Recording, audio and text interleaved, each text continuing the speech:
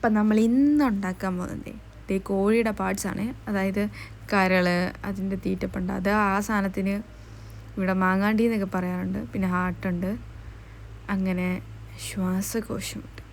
നന്നായിട്ട് കഴുകി അരിഞ്ഞ് വെച്ചിരിക്കുകയാണ്. നന്നായിട്ട് കഴുകി എടുക്കണം. ഇത് അതിൻ്റെ തീറ്റപ്പണ്ടയിൽ നിന്ന് കിട്ടുന്ന നെയ്യാണ്. ഇത് ഉരുക്കിയിട്ടാണ് കറി ഉണ്ടാക്കുന്നത്. നന്നായിട്ട് ഉരുക്കി നെയ്യ്, സാധാരണ നമ്മൾ പശുവിൻ്റെയൊക്കെ പാലും പോട്ടെ തൈരിൽ നിന്ന് വെണ്ണയൊക്കെ എടുത്ത് അങ്ങനെ നെയ്യ് ഉണ്ടാക്കില്ല. അതുപോലെ തന്നെ നെയ്യ് ഉണ്ടാക്കിയ പാത്രത്തിൽ തന്നെ നമ്മൾ കറി ഉണ്ടാക്കുന്നത്. അതിൽ നിന്ന് കുറച്ച് നെയ്യ് മാറ്റി വെച്ചാൽ കേട്ടോ, അത്രയും നെയ്യൊന്നും വേണ്ട. ആദ്യം കടുക് ഇട്ട് പൊട്ടിച്ചു, അതിനുശേഷം പച്ചമുളക് ഇട്ടു.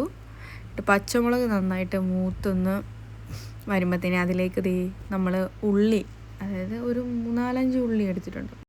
ഉള്ളി ഇട്ടിട്ട് അതൊന്ന് നന്നായിട്ട് മൂത്ത് വരുമ്പോഴത്തേക്ക് ഇഞ്ചി വെളുത്തുള്ളി പേസ്റ്റ് അങ്ങോട്ട്. ഞാൻ കുറച്ച് വെളുത്തുള്ളി കൂടുതലിടും കേട്ടോ, എനിക്ക് വെളുത്തുള്ളിയുടെ ഫ്ലേവർ ഭയങ്കര ഇഷ്ടമാണ്.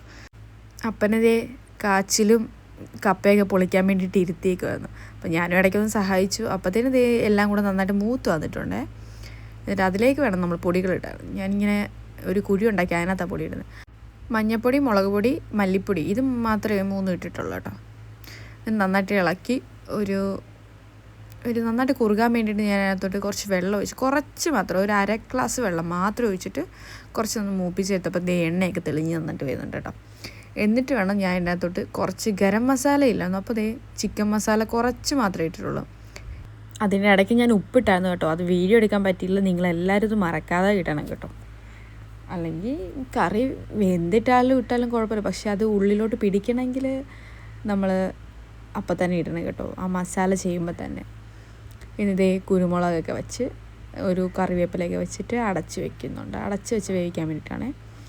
കപ്പയുടെ ഒക്കെ പരിപാടി കഴിഞ്ഞിട്ട് ഇത് കാച്ചില, രണ്ടും കൂടെ ഇട്ടിട്ടാണ്, ഒരുമിച്ചിട്ടാണ് കുക്കറിലിട്ടാണ് നമ്മൾ കപ്പ പുഴുങ്ങുന്നത്.